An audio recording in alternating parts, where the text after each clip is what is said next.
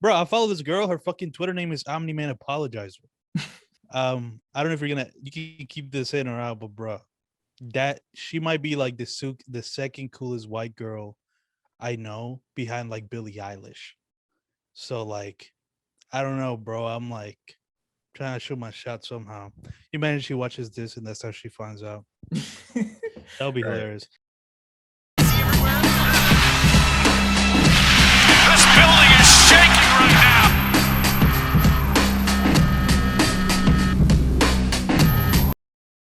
What's up, y'all? This is Critic, and today we are reviewing the what's the show that we're reviewing?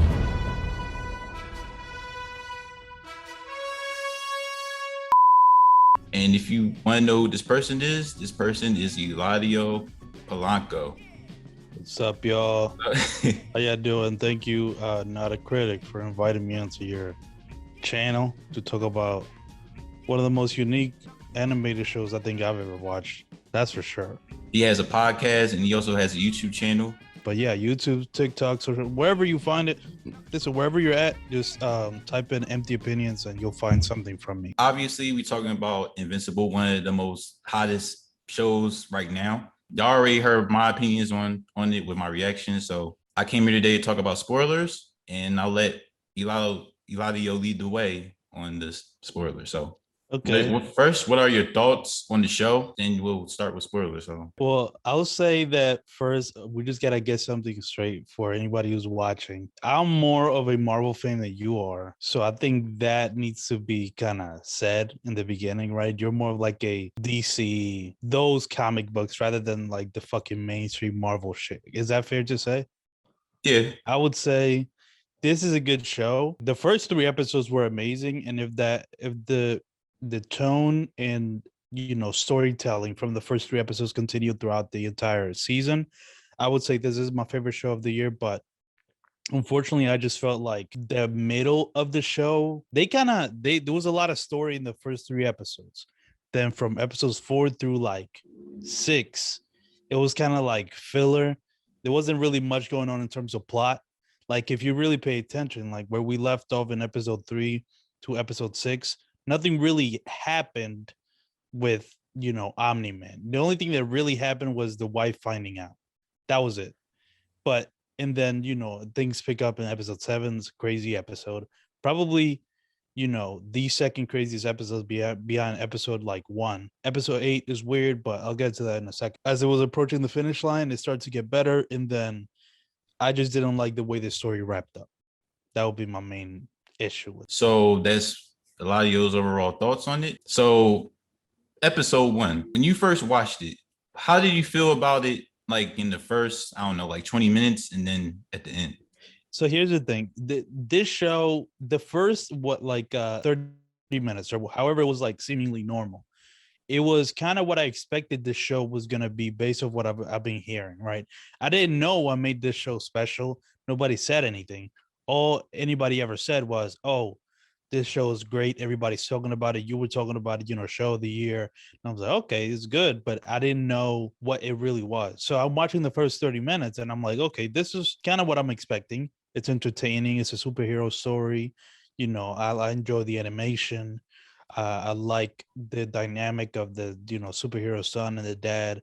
But it was entertaining, by the way. It wasn't like as soon as things turned for the gory and crazy, like that's when it got good. It was good before that. Like I enjoyed the show for that portion of it. When you see Omni-Man show up fighting the Guardians of the Galaxy, no, that's not their name. But as soon as Omni-Man started fighting them and then it got really gory, I was like, what the fuck is this show? And that's, I'm sure, the reaction everybody had. I'm sure nobody really knew, because I mean, I'm trying to think, what are other like really gory animated shows? Not that many. Right? So like that's why I thought, oh, what? Like it just didn't even, it was hard to process. I was like, wait, what the fuck? This is what the show is.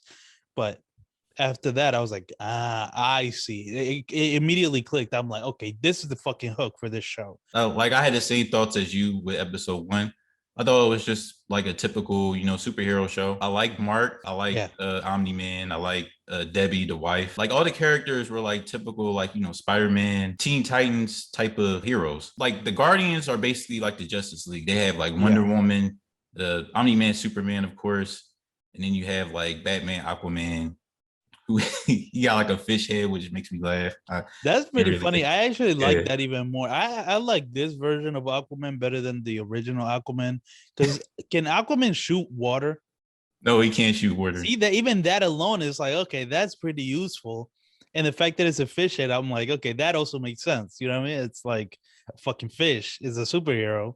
He has water powers. That makes sense. As opposed to a random guy who's like in the water, you know. It's like fish out of water, no pun intended. With the Justice League, well, their version of the Justice League, you see him teaming up with Omni-Man. And you notice that Omni-Man doesn't really work with the Guardians, but he helps them out from time to time.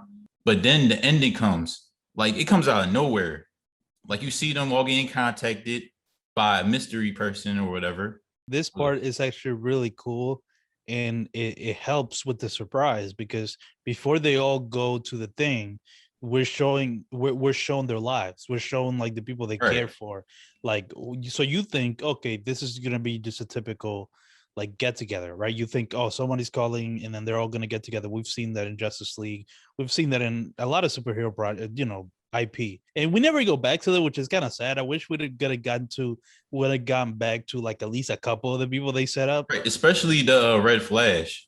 Yeah, right. Yeah, the Red Rush, I think. Yeah, Red Rush. Whatever the fuck, Red Flash, you know what I mean? Yeah, Quicksilver, yeah, whatever. Yeah, he was talking to his girlfriend in the park, trying to get into her life and all that. It was so like intriguing. Like I liked every single one of their backstories, which makes it even more fucked up. They go inside, I guess, their version of the tower, you know, that you see in the Justice League, or like in Avengers, they had their own type of Avengers tower. So they go inside and they're trying to figure out who's contacting them. And then Red Rush is the first one to see that someone's coming to like attack them or whatever. And it's Omni-Man. And you're just, and I'm just sitting here like, is he mind controlled or something? Like, what's wrong with him, right? And then you see him attack like all these like superheroes, right? It's not like bloody at first. Like, it's just like hits, you know, like regular superhero hits and all that. But then when he grabs Red Rush, like it was one of the most sickening things I've seen in like, probably anime too. It just said, oh well, yeah, because anime can get crazy. And then once that happens, I'm just like speechless. I couldn't even say anything, man. Well, you know what's funny? I mean, even though that was surprising, and I didn't really see the gore coming, I did know that Omni-Man wasn't being controlled because by the time I started watching the show, it had become a meme.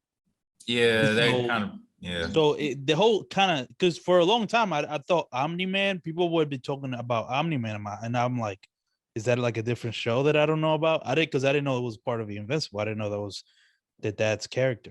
That's kind of how you know your show's popping, is if it becomes a meme. If you start to see a lot of memes of it, then it's good. If you don't see any memes from it, it's flop. Yeah, I wasn't shocked. I knew that he had bad intentions. I didn't think he was being mind controlled. And it's so funny because because of the memes, the show kind of got spoiled for me and a lot of people. Yeah, but even that's kind of unfortunate. Yeah. But even then, it still is getting people to want to watch it because they don't want to be left out, right? Like, even if it is spoiled, you still got to be like, okay, I got to watch this show that everybody's talking about. Let me ask you this though: if it wasn't spoiled for you, right? Do you think you would like the show more? I think I would have probably liked it more if it wasn't spoiled. Because I do think if I wasn't spoiled, then a lot of the reveals that happened in the last 2 episodes, like I would have been more focused with that as opposed to looking for the negative. You know what I mean? Like I would have been like, oh, this is tough. But since that was kind of like a given, I wanted more. And that's where like I went wrong. We're like, oh, okay, I guess that's where I was kind of underwhelmed with the season finale, where I was like, oh, I thought, you know, something more was going to happen. But what was given was a lot, but I just got it spoiled. So after episode 1 is basically giving out the tone throughout the show, I would talk about episode to episode, but I feel like we should just like talk about our favorite episodes. So what were your favorite episodes of the show? You can start. I think episode 2 was when the aliens tried to invade, right? Right. That was a great fucking episode. And that was a lot. That was like, wait, what the fuck am I like? It seemed like such a big thing to be happening. It was like, oh, so they're getting invaded now. And that was Right. episode 2. I was like, what? That soon? I almost didn't even understand. I'm like, wait, hold on, what? This is like a fucking existential threat. I think that was my from episode 1 to like 6. I think episode 1 and 2 for me. And I'll so, be honest with you. There's a reason why I didn't like episodes 3 to 6. And I can tell you whenever you want me to talk about it. But yeah, okay. 1 and 2 were my favorites. In episode 2, we're introduced to basically Right. the Teen Titans. Yeah. We meet the dude that can spark firecrackers or whatever. Rex. Yeah, that's his name, Rex. We meet Atomic. And then Atomic Eve. That's Atomic Eve. Right. And then we meet the girl that's able to duplicate. Duplicate. That's her name. Duplicate. Right. Yeah. And Robot, which is a great superhero name. Just Robot. So introduce these characters. You already know Rex already claiming Eve. Yeah, and you see like they're already developing like a triangle between Eve, Rex, and Mark. But then Mark meets with Amber. Amber is voiced by Zazie Beetz. Exactly. Yes. So you were like, oh fuck, I wish I was Mark in this moment. She's the reason why I watched the show anyway. Oh, that's hilarious, right? She was Yeah. casted on it. They announced the cast. Now it makes sense why so many fucking big named actors joined this show. Do you remember when like the casting for this came out? It was fucking crazy. And I'm like, I don't know why this just feels unusual for a animated superhero show. You know what I Right. mean? Like, because usually those type of shows, like animated shows, is kind of the same voice actors. They do most of the voices, right? Like, there's a close community. Right. So I'm seeing like all these fucking big name people, and I'm like, what's so special about this show? Right. Now we know when they read the scripts, it's like I gotta be a part of this. Right, because the cast got J.K. Simmons, Steven Yeun, Sarah Oh, of course, Zazie Beetz. It got Gillian Ezra Miller Jacobs. on here. It got Mashara Ali. A lot of people. It got like a lot of people, man. It's just an amazing cast overall. Like I was there for Zazie Beetz, like I told you. Right.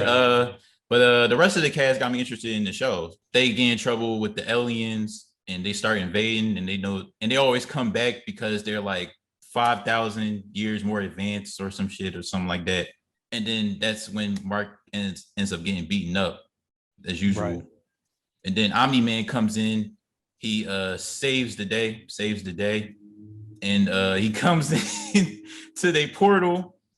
And once he goes into their portal, it's just havoc. Omni-Man just destroys everything. He destroys civilizations, cities, like everything. Like everything, even babies, man. Yeah, he didn't give a fuck. And here's an interesting thing, by the way. I was looking at the Invincible subreddit. They pointed this out. You know, once he comes to the portal, he says Earth isn't yours to conquer, meaning that's his. You know what I mean? That's something you only get while watching it a second time. But he basically saying like, nah, this is my planet. Y'all gotta get the fuck out of here. I'm the one that's gonna do this. So that was cool. If you rewatch it, you pick up shit like that. Where like, oh, that's what he's talking about. And so, we get to 3 and 6, like really quick. We just got through. Shoot, I don't remember episode 3. Yeah, I mean, this is what I'm saying. You only really remember what happens episodes 1 to 2, and then 7 through 8. And that's my big issue with it. It kind of like, because in terms of plot, it kind of goes off a nosedive, and it becomes kind of like the only actual things that happen. You get this whole subplot with Robot and him trying to find and get himself a body. Right. So he lets the twins get out to make him a new body, right?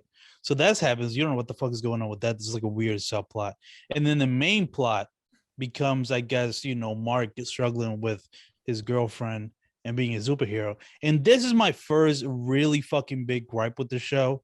And it's just, I understand it's a superhero project, and I understand there's certain cliches in superhero projects that are always going to be there. But at a certain point, it starts to annoy me. And that's, Mark not telling Amber that he's a superhero. Right. So, I was so frustrated the whole 3 episodes when he had many chances to tell her, but he never did. Yeah, that kind of stuff. And like I said, I think, there's certain cliches, like it's like, or like, because certain cliches are just part of the genre. Like if you're Right. watching a horror movie, like, oh, they go down to the fucking basement. Obviously they shouldn't go, but they always go down to the basement, right? Like that's always going to be there. And with superheroes, a lot of the time that's going to be also part of it, like secret identity, this and that. But that really bothered me, and it only makes it worse that she knew the whole time. So then that makes it even worse. Like you thought you were annoyed before that. Once she says, "Yeah, I know," I still don't give a fuck, and you're like, "What?" I was like, "How are you not going to understand?" Bro, this is something we were gonna talk about, because this is a big issue a lot of people have with Amber. Right. Because on Twitter I was saying that like Amber is like the most cold-hearted person in the fucking world, because she this is so funny, because you remember when they go to the university and the fucking robot is like about to attack his friend, and he dips and comes back as Invincible, right? And saves them, and then he leaves and comes back as Mark. She tells him, she's like, I can't believe you dipped. Like, I can't believe you would just leave us here, be like, fight this thing by ourselves. It's like, I can't believe you would do this. And she's crying, and she like tells us they're gonna break up. Whole time she knew it was him. So she's telling him, why are you such a fucking bitch by escaping and not fighting with us? Whole time she knew that it was him. So she was just kind of being like trying to play that role and like fuck with him, because I guess he was just over it because of the lies. But that was wild. What's even worse? What's even worse is she was invited to a party. This light-skinned dude that was like, "Hey, you can come to my party." I didn't know where that was heading. Right. I thought, listen, I'm glad they didn't go. It still makes me feel a way that Amber was that ready to cheat, because the way they showed it, it did seem like she was down to get fucked by that light-skinned dude. But then she's like, "Oh, I got a girlfriend," and then that kind of stops it. But I don't know. The fact that she was that interested, I don't know. Bro, you know me. If I was Mark, I wouldn't take any chances. I would just tell her straight up. Yeah, hey, I'm Invincible. I mean, it's one of those things where like I get the thing of like you're putting your loved ones at risk, right? That's like as old as fucking superhero, as old as fucking 1930s comics or wherever the fuck comics started. That you couldn't reveal it, but it's so cliche at this point. You just can't do that. It really annoyed me, and this is part of a bigger issue I had with the season 2 in the middle. Season 1. Yeah, with season 1, the middle from episodes 3 to 6. Got you. This part of a bigger issue with the tone of it, kind of them trying to juggle, because in my opinion, with this season of Invincible, they were trying to do like The Boys on steroids. You know what I mean? Where like The Boys is about like all the fucked up shit that superheroes do, right? And then like showing the collateral damage and being really realistic with how a superhero would be. But the fact that, them focusing on kind of like a Teen Titans type of tone in the middle of the show kind of threw me off a little bit, because I was expecting what we got in the first 2 episodes. You know what I mean? Like crazy plot, crazy twist, like, pedal to the metal pace. And then we kind of don't do shit for 4 episodes. That was my opinion on it. What did you think of the investigations with Demon Hellboy, basically? And Cecil. It was necessary. I mean, that's how the wife ended up, finding out or getting even any doubt with Omni-Man. So it was definitely necessary. But again, that's part of like them kind of throwing that in and dragging that out for 4 episodes. They all knew that Omni-Man was probably the one that did it from like episode 2. Right. And then they only, the conflict only really happens in episode 7. That's where they like let them know that they know. Right. So that was my issue. They dragged that out way too much. I would, well, with the teenage drama, I understand. But with the investigation, I would say that the reason why they will probably like drag it out is because they trying to find a weakness for Omni-Man. You know what I mean? Because if they already knew, but it's just the fact that they want to know like his weakness, because if Omni-Man finds out that they know he did it, then who knows? He could be like taking over everything by then. So they just basically it's just stalling at this point and making sure they have something prepared for him. So that's probably my only argument with them stretching it out. That's true. And I Yeah. guess that's like an unintended consequence of making Omni-Man as OP as he is. I keep comparing it to the boys, but there is a comparison. And when I mentioned it earlier, you seem hesitant. I would say that the violence and the gore are basically are similar. The reason why Invincible is different from the boys is because of how, because the boys is more of like a dark, gritty appearance. With Invincible, like it's gory just as much as the boys, but the way, like it has that like this Nickelodeon type of animation. It's just so unexpected of them to like be that gory. Got it. Yeah. And so with the tone, with the way they have that tone mixed in with the blood and gore, I think that makes it more shocking. And I will say that's the difference. I guess I'm stuck on the comparison because of the gore. I think you're Mhm. right. Because besides, I mean, Invincible is much more of a superhero show than The Boys. The Boys is kind of more like a drama, yeah, right? With like superheroes in it. Episode 4, we see Mark teaming up with Titan, who's played by Marshall Ali. And Titan's a pretty interesting character, right? Of course, it's more of like a filler, but like I do like, you know, how they presented Titan, how he operates basically like in his hood, you know, trying to keep his family safe, working for Machine Head, who basically talks like T-Pain. Like you just hear his voice and it's just like auto-tune. Yeah. And it just makes me laugh every time because it's basically him just singing like everything he just saying. Yeah, I love that's actually you mentioning that. I kind of forgot what episode that even was, but that was definitely of the middle. That was one of the more interesting parts of the show, Right. exploring like I guess the underbelly of superhero shit. And here's the thing, and this goes to a theory I've had also. This feel, and I tend to use, and I don't know if this is gonna sound insensitive, but I hope you know what I'm saying. Doesn't this feel like a black show in a way? I feel like I don't know if it's because you know all my friends, right, like have gravitated to that show. Like the black community in general has gravitated to that show. But I don't know, there's something about it that doesn't feel like because people weren't talking about like what's another great like superhero show? Like fucking I don't know. I would say the Trying to last think one would like be Doom Daredevil Patrol or or like Doom Patrol, something like that. Look, I yeah. think I know what you mean. And Yeah, it isn't it has, like a feeling? yeah, but it has, I'll get to that when we get to episode 7 and 8, because it all comes down to Omni-Man, basically. Oh wow. Okay. Right. All right. Yeah. All right. Right. Okay. I get it. I get it. Right. But I love that. But this goes with that too, like the story of like how that affects black people in this world. Right. Like you know, the guy having to do these like hits or whatever. Like Right. even though he's a superhero, he has to provide for his family, right? And then the fact that I love the twist at the end where he's like manipulating Mark to be the fucking, the Don and control everything. That was tough. And I love how that kind of sets up everything for season 2 as well. Right.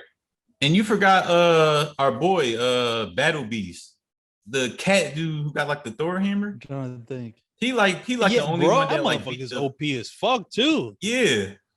Like I was surprised how much like Bro, that Mark motherfucker, was. that was the part of the that's funny. You saying that if this is episode 4, I love this episode because this shit Yes. went to like it kicked up a notch. I'm like, wait, what the like I really thought like a lot are gonna be dead. That motherfucker really, and Like, it comes so out of nowhere because you think it's gonna be like the side mission for Mark, right? And then this fucking OP Catboy, Battle Cat, whatever the fuck his name is, comes out, Thundercat. and it's like, yeah, yeah, he just comes out, it's like almost killing everybody. I'm like, wait, hold on, what? Right. And then he kind of just leaves, right? It's like these people ain't worth my time. And I'm like, now I need to see him fight Omni-Man because what the fuck? Bro. Black Samson and Monster Girl try to fight this man. I don't even know what he is, a girl, boy, whatever. He tried to fight this. He tried to fight this cat. Black Samson. I don't know why he even fighting him, man. You got no powers. Yeah. Basically powered up with your Yeah. like electric supply or some or whatever. Yeah. He tried he was trying to say Invincible. Try to punch him in his face. Battle Cat grabbed his hand, broke that shit, and then like threw him on the side. And then Monster Girl comes in and tries to fight him. And then it went like Thanos and Hulk style. Like he just like beats the crap out of her so much that half her face just gets cut off. you just see like a skull. I'm surprised that they were even alive. Wow. I thought they died. Yeah, yeah. What's even worse with Battle Cat, beating up Invincible, beating up Black Samson, Monster Girl, was Omni-Man was just watching up in the sky, watching his son Wow. just get murdered, basically, Wow. or almost get Yeah. murdered. Right. That was crazy. Yeah, and That was wild. I'm just frustrated. I was like, yo, your son is getting killed by this cat, and you just like doing nothing. Well, real quick, I mean, low key, I mean, here's the thing. I might be a fucking sociopath or something, but I kind of got what Omni-Man was doing. I think he was letting him. It's almost like, when you are riding a bike and you fall and you scrape your knee and your dad is just watching, like, get up. You know what I mean? You do it. Like, I thought in my head, I was looking at that like he gotta, understand like a strict dad, like he's got to learn the consequences of his actions, like he's got to be able to get back up on his own.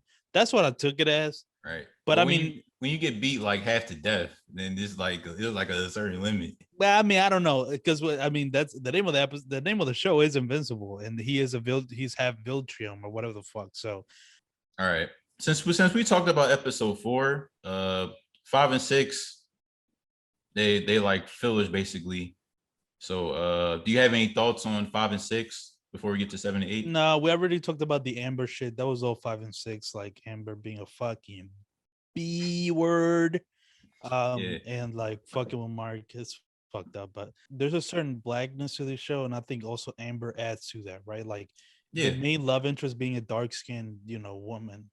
I think Right. that's also like you don't see that a lot. Yeah, apparently she was like a white blonde in the comics, and also like Glad to switch it.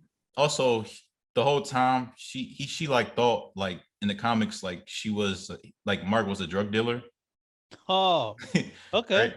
Right, it will make And sense. It's always like he's so dodgy. yeah, And shit. I like that the fucking typical white, redheaded, like beautiful woman wasn't the love interest. I love that they went with the black woman instead, because you think, oh, it's gonna be a thing where like Mark is gonna go after her. Is gonna be, you know what I mean? Like all right. they kind of after the second episode, they kind of dip. They don't even doesn't even feel romantic at all. Really, they just seem like just friends. Then he's with Amber. I like that. Wait, that's like a left turn, because Yeah. I just turned right doing a left. Like this is a left turn, because you don't see you would think that love interest would be the white fucking ginger girl, but it's Right. not. And I And fuck with that. right. And Eve was like a great friend. Eve was Oh. bad, bro. Yeah. She was Like beautiful. Mary Jane. Well, no, Mary Jane with powers. Yeah, that's what I'm saying. Yeah, bro. Right. And the fact that she was all fucking hippie and shit. Bro, That was the other part. Bro, I What can't the believe fuck was like, that about? I don't know. What the fuck was the point of that? Why did they show her in nature for like 3 episodes? Yeah, that was the like no point payoff? of that, man. There was absolutely no payoff to that. She was just chilling, making fucking, homemade coffee and shit. I'm like, Yeah, what am I watching? Free, bro. She just living free. That was so strange. That really led nowhere, bro. That was no payoff to that. Bro, like Rex, remember that scene when Eve went back to the tower and then she found out duplicate? Yeah. Yeah. And that was, shout out to Rex, man. Yeah. All 3 of them. That's what I'm saying. That man, he knew what was doing. Oh, I did like that the best friend was gay. That was interesting. Yeah, William cool. Yeah, really cool. That seemed like another. I feel like this show was very inclusive without making it a point. Right, like it's not obvious. It felt natural. Like nothing was like forced. I didn't think it was just like, oh, this is what it is, and people aren't like drawing attention to it. You know what I mean? Right. Like at no point did they say, "Oh, you're gay." Oh, that's crazy. I can't believe you're gay. Like nobody even thought about it. It was just like, oh, it is what it is. He was just yeah, like it was just normal. Even when he meets up with his boyfriend at the college, it was just normal. It was chilling. Yeah, just chilling.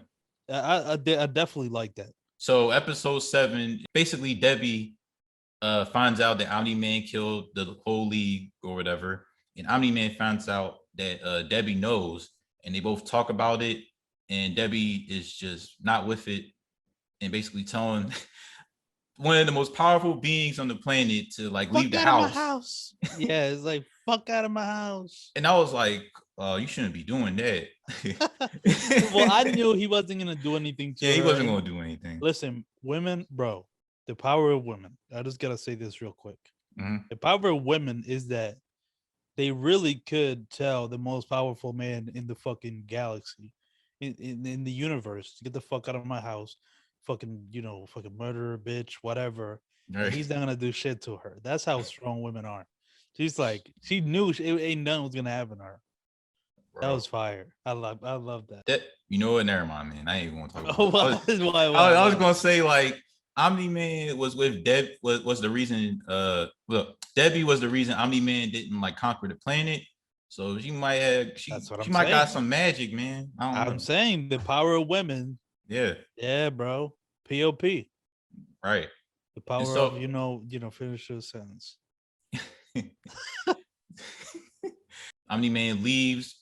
He doesn't even open the door. He just basically like blasts out the building, out the house. Yeah.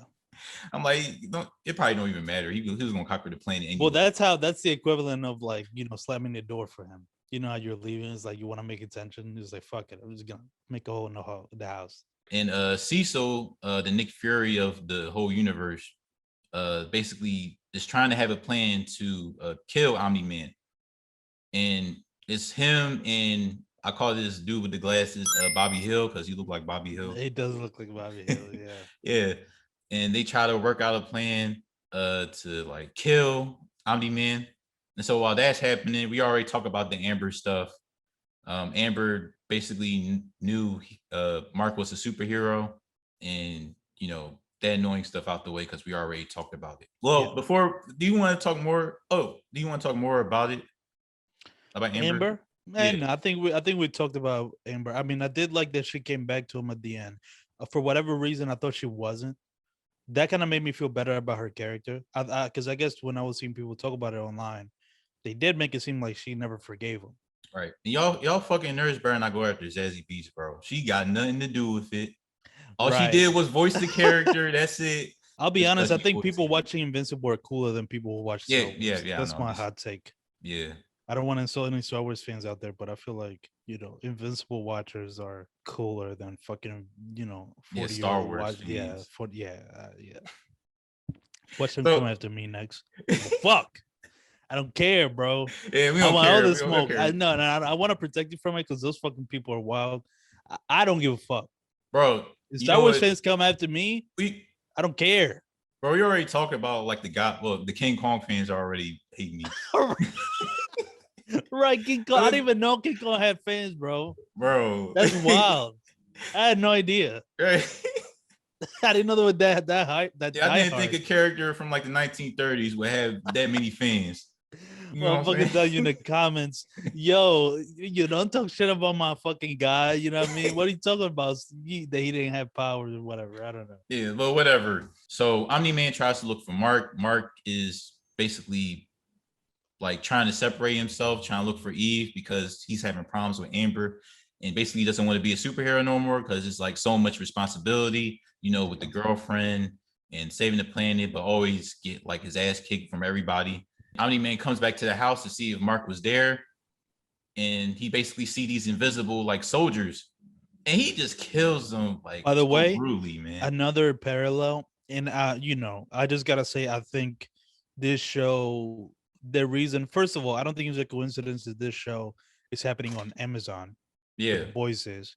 I feel like they saw how much violence the boys had. They were like, okay, let's go to them. They'll probably allow us to be as violent as we want. Right. But also, I think the boys. Here's what I'm gonna say. I think the boys. I know the comics were a thing already, but the creation of this show was heavily influenced by the boys. I'm gonna go out on a limb and say this. Even this part where like Omni-Man is like killing the soldiers. This is exactly the same thing that happened at the end of season 2, where if you remember the end of season, you've seen the boys, right? Yeah, I've seen the boys. I see. We did a fucking review of season 2. You and I. What the fuck am I talking about? Yeah. On the podcast. But do you remember at the end of in the last episode of season 2, where Homelander is looking for something? He's surrounded by guards. Do you remember that episode? Yeah, I remember that. Very similar to this scene here. So I'm just saying. Yeah, he at one point he like shoves a gun in someone's face and like splatters the person's whole guts in like the kitchen, and then this black lady tries to get away. but then he like threw her off the street, and like her body is like twisted, and it was just like sick. Yeah. And so she gave away where Bobby Hill was at and his crew, because his house was like right across the street. And Omni-Man comes in, sees all these cameras and stuff in his house, and then kills everybody there. Bobby Hill tries to like tries to hit the nuclear button. He gets grabbed like in his spine, and it was just painful. It was sad seeing Bobby Hill leave, right? Yeah. And then he just hit that nuclear button, and Cecil has this satellite that just had this big blast, and that didn't even hurt him either. And so Omni-Man destroys that. They try bringing in a big monster that he fought earlier. That almost hurt him a little bit, but then we see Mark and Eve sees him, and Mark tries to help, and you like, oh my god. Yeah, that was wild. Yeah, like, no, what the fuck are you doing? Yeah. You like, Mark, why? Don't help your dad. But of course that's his dad, so we gotta help him. So the twins bring back the immortal. They try to control him. That didn't work. The immortal gets angry because he not only did he get killed, but the rest of his crew ended up getting killed. And so the immortal just goes straight to Omni-Man. I don't know how he found him, but he goes straight to him. They end up having like a one-on-one battle. Omni-Man was like, match for me. Yeah. And just and just basically beat the crap out of him, and ends up killing the immortal really badly. Mark is watching. Yes. And then everyone's just watching. They have these cameras and everything, because social media, you just gotta record everything that's bad happening. And so Mark watched too, and that's where we get to episode 8. Basically, Mark just saying, why are you doing this? And the real reason why Omni-Man came to Earth was because he wants to conquer, basically make the humans slaves, basically. I'm gonna ask you this question. So once you found out the reason why he was in the planet, right? What were your thoughts? Well, it made sense. I was just like, okay, I got it. I understood it. He didn't lie. I thought it was gonna be like a reveal where like everything he said at the beginning of the season was a lie, but it wasn't everything. It was just kind of like the motivations, but it was still a planet named Viltrum. It was still them fighting each other. If you notice, if you go back to the beginning of the season, they show a scene of everybody kind of like fighting to make each other like stronger or whatever. But in the last episode, it's a similar scene, but it's much more gory, which is funny just to show like how much worse it is. But yeah, us finding out that he was assigned to Earth to conquer it. The only thing was like I mean, this I don't know. Did he not think that his son is from Earth and that he's not gonna like that? His wife is from Earth. She's not gonna like that. Did he have to make a son? I mean, Why did he like get integrated with like the wife and have a kid and all that? Did they explain that? it's more of like he got caught in the moment when it comes to Debbie and Mark. Like he didn't. Well, we'll get into that at the end, but basically, like, life just hit him. Mark is not with it. He has to fight his father, and this is where we see one of the most brutal, most one-sided fights that I've probably ever seen. Yo, hold on. But here's the thing. This is funny. It's funny to laugh about it, but this is also kind of an issue I had with this show. Right. Because I feel like, it's not like it's not, it makes sense, right? It's realistic. But again, this is the problem I had with the tones. Here's the thing. When I first started the show, based on the first 2 episodes, I thought this tone was going to be really serious. It's going to be realistic. So whatever happens, it's almost like watching Game of Thrones where like anything can happen in any moment, right? Right. That's how that was my mindset. But then episodes 3 to 6, it was just like, okay, this is more of like a teen show. It's much more of like a superhero show. There's more fun being had. The fights are really cool. This felt more like a traditional superhero show, right? And so then I had to like alter my mindset where like, okay, I guess it's more of a traditional superhero show. But then you get to episode 8, and then the main character just gets beat down for 20 minutes, and then The only reason that stops is because the dad just leaves. They're Yeah. fighting. You know what I mean? And it's a one side. Let's say with wherever you're at, it's a one-sided beatdown. Mhm. I'm just like, this isn't satisfying in any way.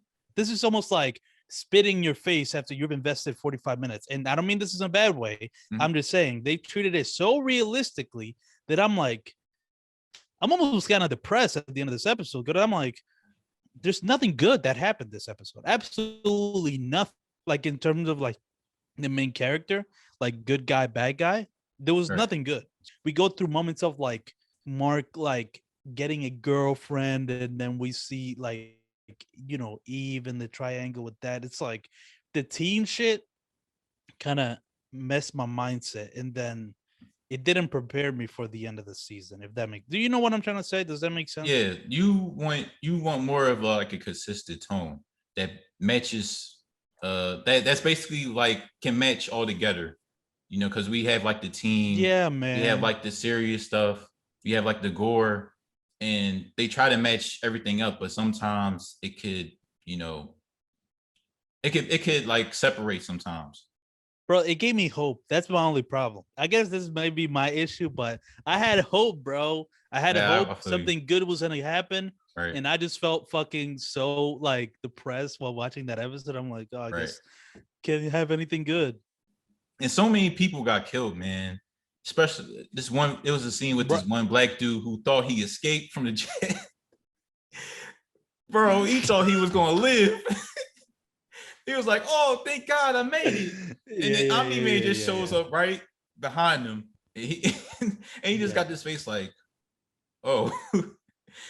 And the Omni-Man was like, "Why you care about these humans?" It smashed his head. I'm like, "Oh my goodness." They go throughout the city.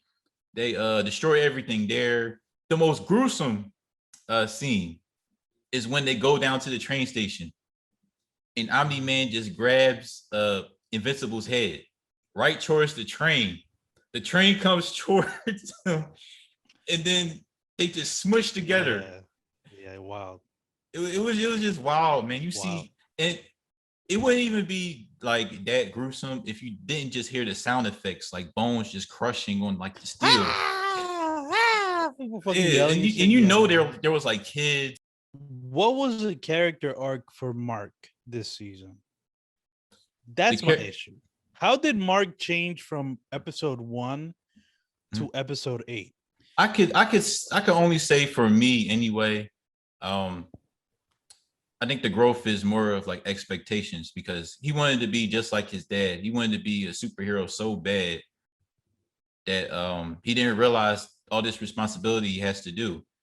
So it's basically the consequences of being a superhero, like he didn't expect to like miss out on his girlfriend's events. He didn't expect to, his father to be like not a superhero, but like probably one of the most vicious beings on like the whole universe. He didn't expect none of this. So I think the growth is the expectations of what he has to do to become the superhero. I get that. Okay, that does make me feel better. Almost like the reality of being a superhero when you're young, almost. He gets beat up in the mountain, right? And then that's where they had this dialogue where Omni-Man beats up Mark, telling him, "Come join me on some Darth Vader shit." And Mark says, "I'm not going to join you." And Omni-Man was like, "Fine. What's 17 more years? I can always start again. Find another kid." And then they go to this flashback, which is probably like the saddest scene, where you see Omni-Man on his I don't know if you watch DBZ, but he's on his Vegeta shit, and like he don't care about the human beings or nothing like that. But Debbie gives the speech of like how humanity, like you can live a long time, but like the small things, the small moments is where we like actually care and what makes humanity special. And then Omni-Man sees it a little bit when he sees Mark, and he sees how much how precious it is that he like simple of just hitting the ball, it's just a moment. And then Omni-Man like grabbed like is proud of his son and saying, yeah, this is it. This is life. This is humanity. And that's what basically stops him, is because at the end of the day, no matter how vicious he is and how he wants Mark to join him, Mark is still his son. I'm not like a father or anything, but I expected. You about to start crying, bro? Thinking about your own kid.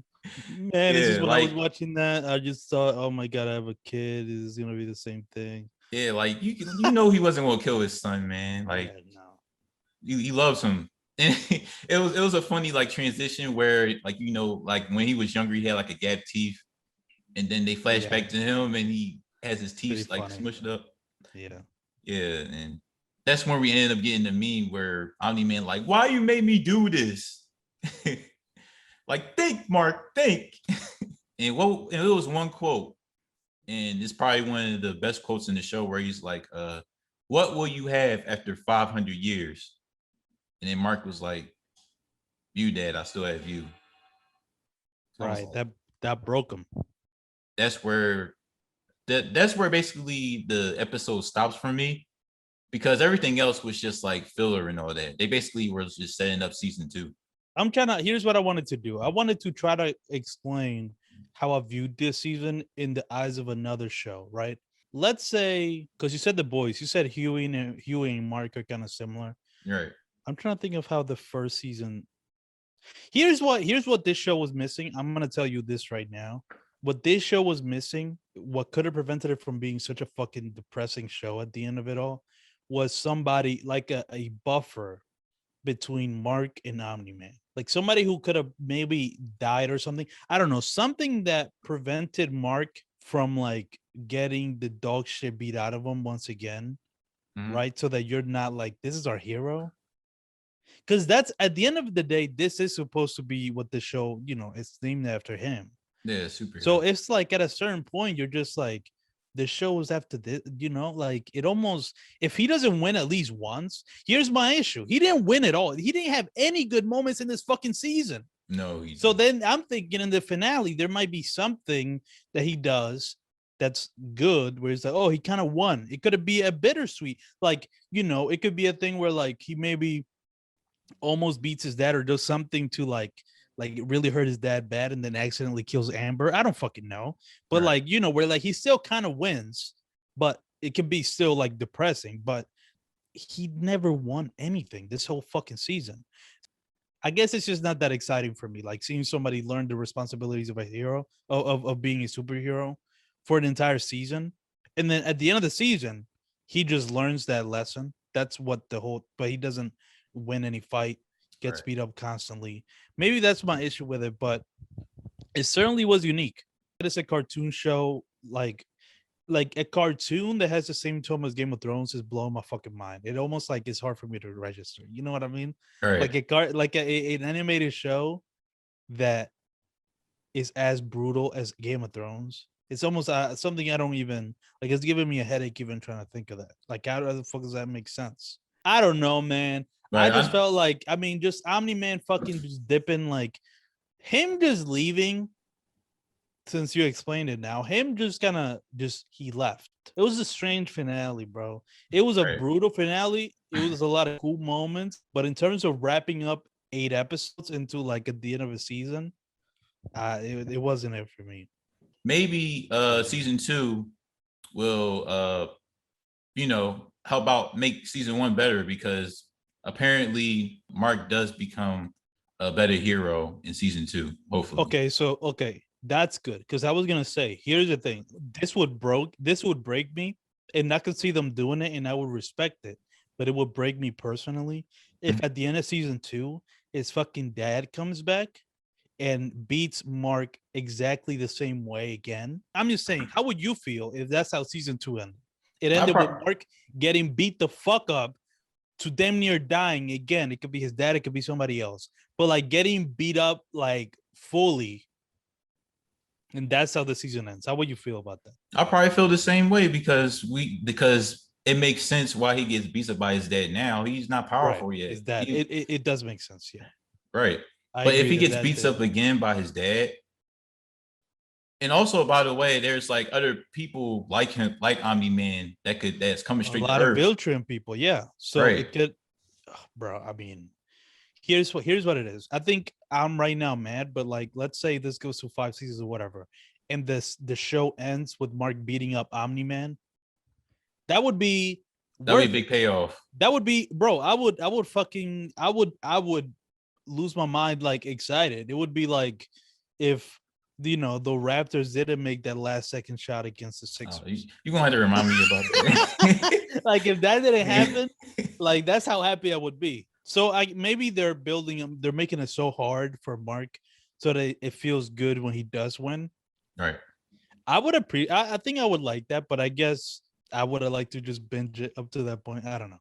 But it's a very unique show, one of the most unique shows I've ever watched in my life, for sure. All right. I know you have to go and do something after this, so thank you for coming to the spoiler review. Last thing Okay. before I go.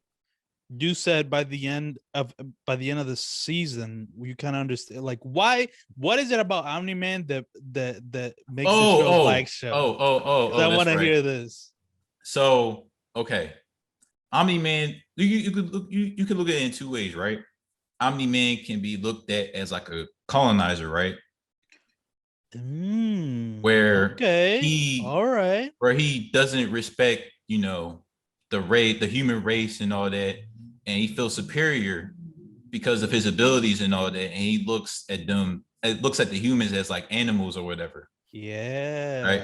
I catch your drift. Or right, you can look at it like how some Black people feel like they're better than other races because of their melanin skin and Some Nick Cannon shit. Yeah. right. So you can look at it in two of them ways. So that's kind of how I kind of relate to how interesting people love seeing this character. I guess, that's interesting. This is the Invincible spoiler All review. right, yeah. Thank you so much for having me on, bro. I wanted to talk about it. There was a lot to talk about. This is a crazy show, a lot of big moments, a lot of fucking cultural moments. This is gonna be one of the highlights of 2021. I can already tell you. This is gonna be like probably right behind Kendrick Lamar whenever he drops. But and you should great show. Also, make sure, speaking of Kendrick Lamar, he just put out a J. Cole review for the off season, so make sure to check that out. And it's on the Empty Opinions YouTube page. It's also on his podcast. Empty Opinions anywhere, emptyopinions.com if you want it all in one place. But Empty Opinions, anywhere you get your content from, just find it. You'll find it there. Thank you so much for having me on, bro. Thank you.